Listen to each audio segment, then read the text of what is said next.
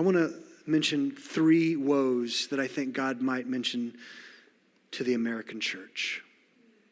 Not just America. I mean, we're a sinful nation, not so different from Babylon in a lot of ways. But what might God send a prophet to our church and say?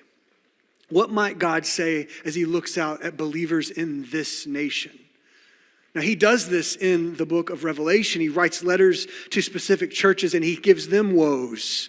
He tells them what they're doing wrong. He tells them what they better change. Literally under the threat of, if you don't change this, I will take your church away. I will close the doors forever because you're not a church. You're just a social group. You're just a country club. You're not living what I have for you. What might God say to the American church in 2025? I only picked 3. You can probably come up with a much longer list. Number 1 is this. Woe. Woe, American church. You are neither hot nor cold, so I will spit you from my mouth. You say, well, that sounds very biblical. Oh, it is. It's something that God says to the church of Laodicea in Revelation chapter 3, verses 15 and 16. And just if I can nerd out with you for a second, this is one of the most misquoted and misunderstood texts in all of the Bible. And it's not because it's tricky, it's just because you have to know a cultural context to really understand what it means. What God is not saying to his Christian church that he loves, these people who've been covered by his blood, what he's not saying is, I wish you were either hot, you really loved me, or cold and couldn't stand me. I've heard that taught that way so many times that it's embarrassing for pastors. And listen, I was a youth pastor for a long time and probably taught that Bible study, okay? But that is not at all what God is saying. God isn't saying, I wish you were either for me or against me here. I wish you either really, really loved me or hated me. You were either hot or freezing, frigid cold. No, the context of Laodicea is that Laodicea was famous in this time of the world for having really disgusting gray water. You couldn't happily drink the water of Laodicea. Their water was disgusting. They had to travel miles and miles to get fresh water. And if I looked at you and you were from Laodicea and I said, oh, you are lukewarm water, you would instantly put your head down and go, I know what you're talking about. Our water's disgusting. Our water is barely drinkable. It's gross. It doesn't even look clean, tastes gross, can't stand it.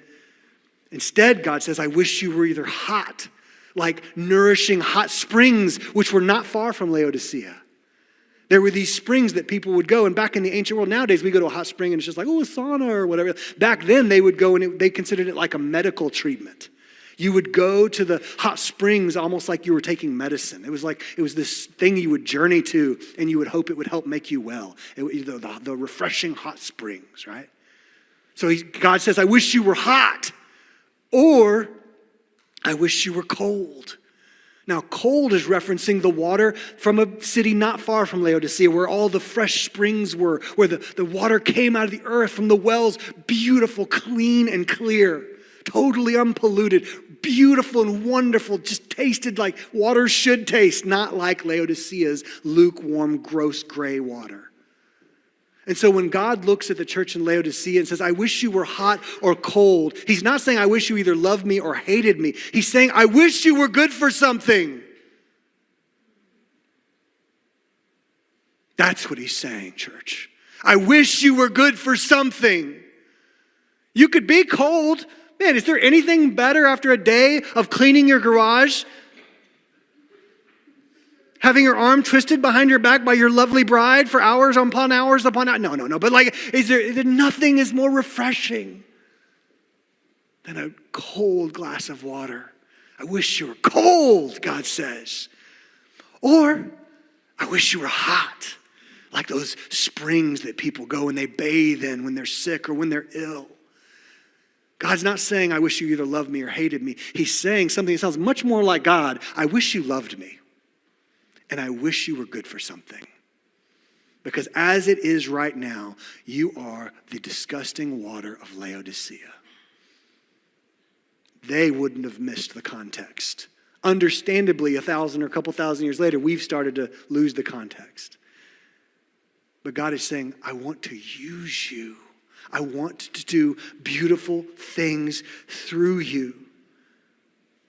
And I wonder, as God looks at the church in America, if he's not saying the same kind of thing. I wish you would stop being bitter. I wish you would stop all the infighting. I wish you would stop yipping at each other's ankles like little dogs. I wish you were good for something. I love you. Be hot and help heal. Be cold and bring refreshment and life. But be good for something.